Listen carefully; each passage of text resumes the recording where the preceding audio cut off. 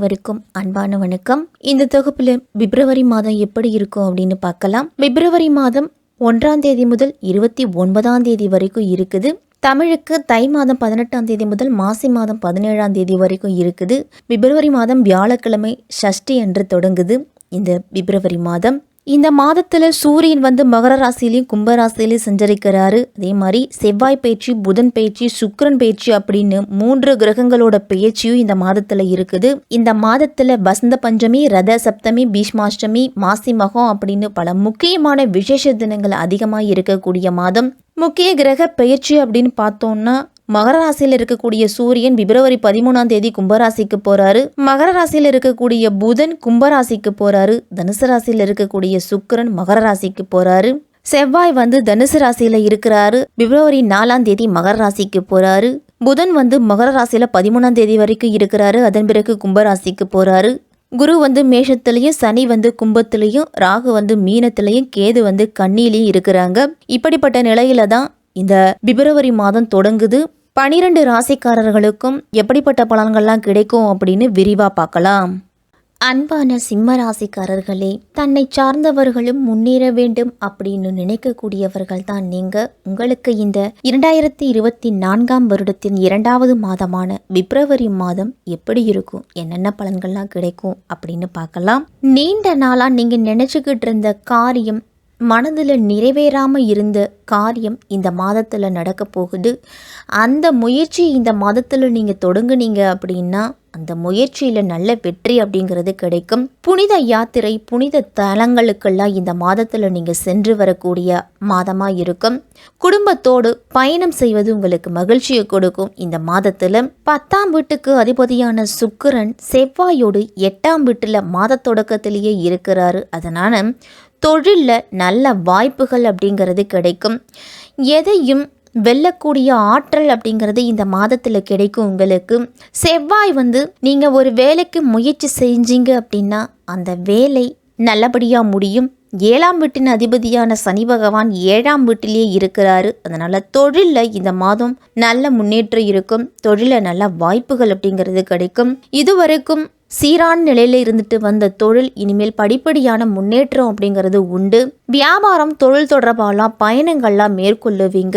மாதத்தின் தொடக்கத்தில் சுக்கிரனும் செவ்வாயும் 5ஆம் வீட்டில் இருக்கிறாங்க. அதனால மாணவர்கள்லாம் படிப்புல கவனம் செலுத்தணும். உங்களுடைய கவனச்சிதறல் அப்படிங்கிறது வெளி உலகத்திலேயே தான் இருக்கும். பாடத்துல மனம் தீவிரமா ஈடுபடணும். பிற பொழுதுபோக்கு அம்சங்கள்ல உங்களுடைய மனம் ஈடுபடுவதை தவிர்த்துக்குங்க. 4ஆம் வீட்டுக்கு அதிபதியான செவ்வாய் 5ஆம் வீட்டில் இருக்கிறதால கணவன் மனைவிக்கு இடையே அன்பு, ஆதரவும் அதிகரிக்கும். ஆனால் இந்த மாதம் முழுவதுமே கேது பகவான் 2ஆம் வீட்டில் இருக்கிறாரு. அதனால குடும்ப உறுப்பினர்களுக்கு இடையே கருத்து வேறுபாடுகள்லாம் வரலாம். உங்களுடைய பேச்சு இரட்டை அர்த்தங்கள் தரக்கூடியதா இருக்கிறதால தேவையில்லாத குழப்பத்தெல்லாம் குடும்பத்தில் ஏற்படுத்தும். அதனால எந்த விஷயமா இருந்தாலும் சுமூகமா பேசி தீர்த்து முடிவெடுக்கணும். உங்களுடைய வார்த்தைகளில் கவனத்தை செலுத்தணும். எந்த விஷயமா இருந்தாலும் எந்த நேரத்திலையும் பொறுமையை மட்டும் இழந்துட வேண்டாம். குடும்ப உறுப்பினர்களுக்கு இடையெல்லாம் மனக்கசப்பு வர்றதுக்கு அதிகம் வாய்ப்பு இருக்கு. அதை கடக்கிறதுக்கு நீங்க பொறுமையை கடைபிடிக்கணும். செவ்வாய் மற்றும் சுக்கிரன் உங்க ராசிக்குள்ள இருக்கிறதால பிப்ரவரி மாதம் 13ஆம் தேதிக்கு பிறகு காதல் செய்யக்கூடிய வாய்ப்பெல்லாம் இருக்குது. இந்த மாதத்துல உங்களுக்கும் உங்களுடைய காதலிக்கும் இருக்கும் நெருக்கம் கூடுதலாகவே இருக்கும். இந்த மாதம் ஒருவரை ஒருவர் புரிஞ்சு கொள்ளக்கூடிய வாய்ப்பும் அதிகமாக கிடைக்கும் உங்களுக்கு இந்த மாதத்துல.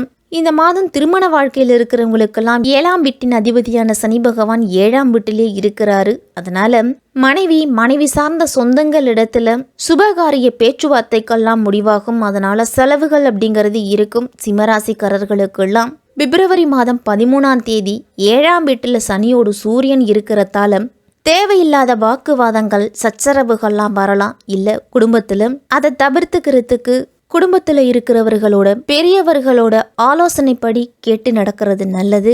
பெண்கள்லாம் ஆடம்பர பொருட்கள் வாங்குவதில் கவனத்தை செலுத்துவீங்க. அதனால பொருளாதார ரீதியா நீங்க பல சிக்கல்களை சந்திக்க வேண்டியிருக்கும். அதனால சிக்கனத்தை கடைபிடிக்கிறது நல்லது. பெண்கள்லாம் வேலை செய்யும் இடத்துல பெண்களுக்கெல்லாம் ஒரு சில பிரச்சனைகள் வரும். பயணம் செய்யும் பொழுது உங்களுடைய பாதுகாப்பை உறுதி செஞ்சுக்கிட்டு உங்களுடைய பயணத்தை தொடங்கணும். தேவையில்லாத அடுத்தவர்கள் விஷயத்துல தலையிடுவதை தவிர்த்துக்குங்க. மேலதிகாரிகளை பற்றியோ அல்லது சக ஊழியர்களை பற்றியோ மற்றவர்களிடத்துல பேசுவதை குறைச்சிக்குங்க.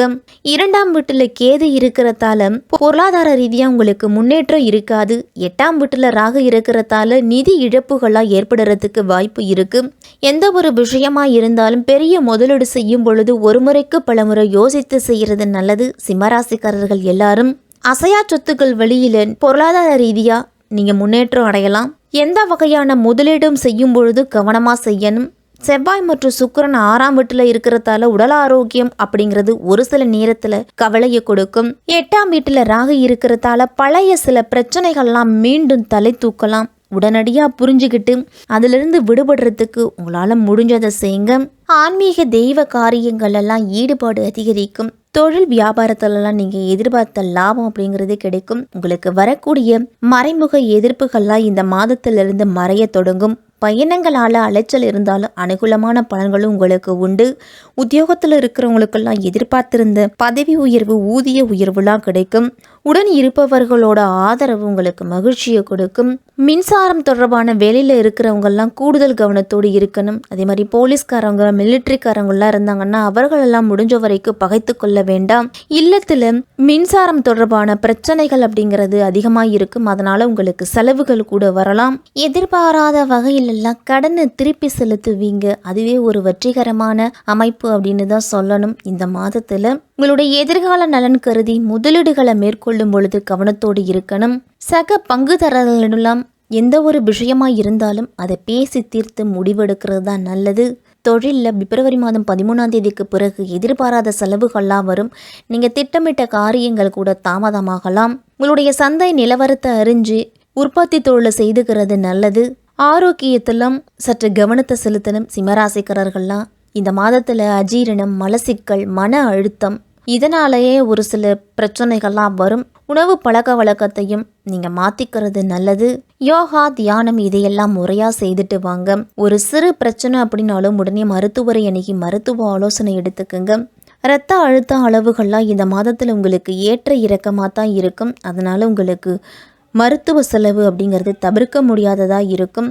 சிம்மராசிக்காரர்கள் எல்லாருமே நேரம் கிடைக்கும் போது ஓய்வெடுங்க. தூக்கத்துக்கு முன்னுரிமை கொடுங்க. மருத்துவரோட வழிகாட்டுதலை சரியா பின்பற்றுறது நல்லது. சிம்மராசிக்காரர்கள் எல்லாருமே மாணவர்கள்லாம் இந்த மாதம் மன அழுத்தம் அப்படிங்கிறது சற்று குறையக்கூடிய மாதமாக இருக்கும். உங்களுக்கு தைரியமும் தன்னம்பிக்கையும் அதிகரிக்கும். அறிவியல் மற்றும் தகவல் தொழில்நுட்ப துறைகளில் பட்டப்படிப்பு தொடர்றவங்களுக்கெல்லாம் இது ஒரு சிறந்த மாதம் அப்படின்னு தான் சொல்லணும். முழு நேர வேலைவாய்ப்பு, பகுதி நேர வேலைவாய்ப்புகளுக்கான வாய்ப்புகள்லாம் இந்த மாதத்தில் கிடைக்கும். உங்களுக்கு படித்து முடிச்சுட்டு வேலை தேடிக்கிட்டு இருக்க சிம்மராசிக்காரர்களுக்கெல்லாம் கிடைக்கின்ற வேலை வாய்ப்பை பயன்படுத்திக்குங்க. அதுவே உங்களுடைய முன்னேற்றத்திற்கு வழிவகுத்து கொடுக்கும். சனிக்கிழமை தோறும் அனுமனை வழிபட்டுட்டு வாங்க. அமாவாசை நாட்கள்லையும் மூல நட்சத்திர நாட்கள்லையும் ஆஞ்சநேயருக்கு அர்ச்சனை செய்து துளசி மாலை அணிவித்து எல் சாதத்தை அன்னதானமாக கொடுத்துட்டு வாங்க. உங்களுக்கு மிகப்பெரிய மாற்றம் அப்படிங்கிறது கிடைக்கும். அதிக அளவு தைரியமும் தன்னம்பிக்கையும் உண்டாகும் உங்களுக்கு.